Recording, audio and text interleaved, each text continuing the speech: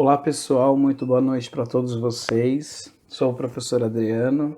Estamos aqui então para dar início a esse processo de aula EAD. Eu espero que vocês fiquem atentos aí a todo o processo, como vai ser construído essas aulas. E estou à disposição para dúvidas, questionamentos. A intenção e o ideal é que a gente foque aqui no fórum, tudo bem?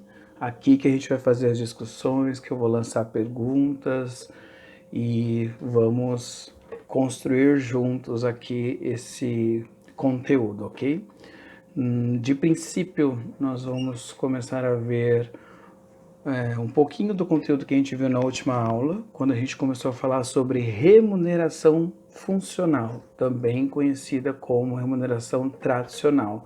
Estou disponibilizando para vocês aí os slides, e aí é só acompanhar pelos slides que a gente vai conseguir fluir tranquilamente, ok?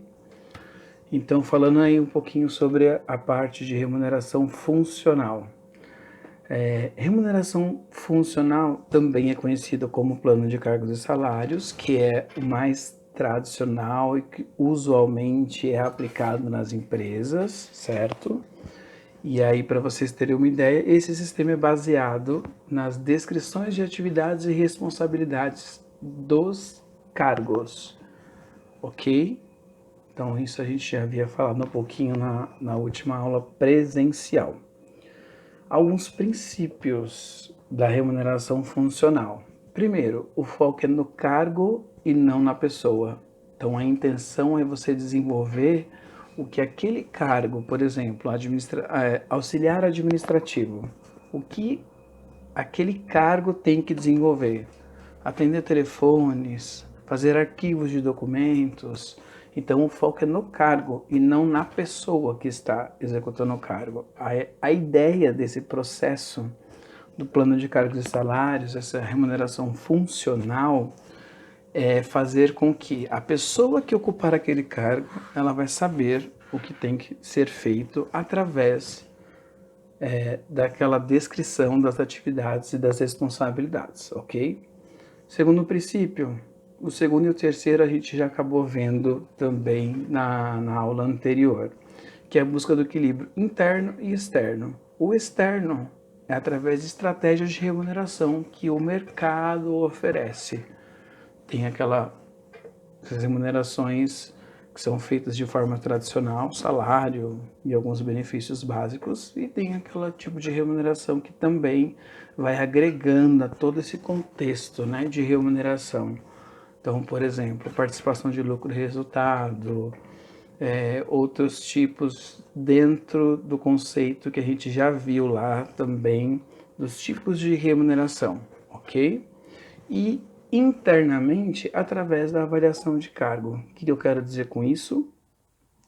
É no sentido de a gente observar dentro da organização a estrutura dessa organização, certo? Então, quais são os cargos, quais são as responsabilidades.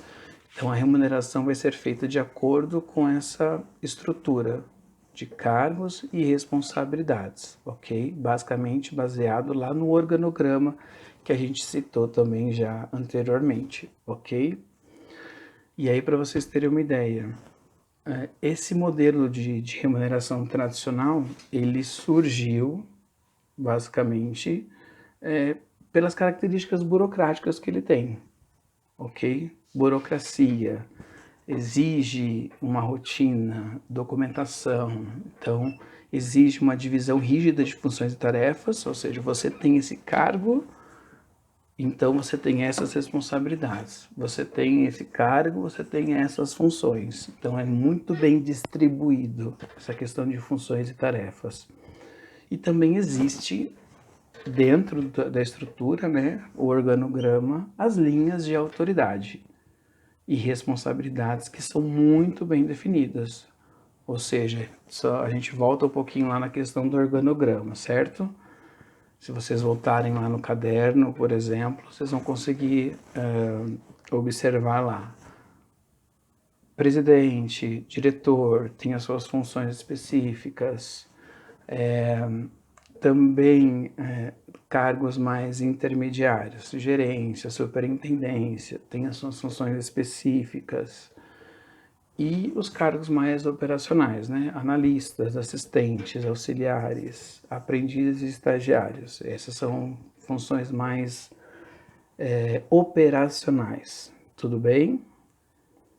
Qualquer dúvida com relação a esse início, né? Pode ficar à vontade para questionar, para perguntar, tudo bem?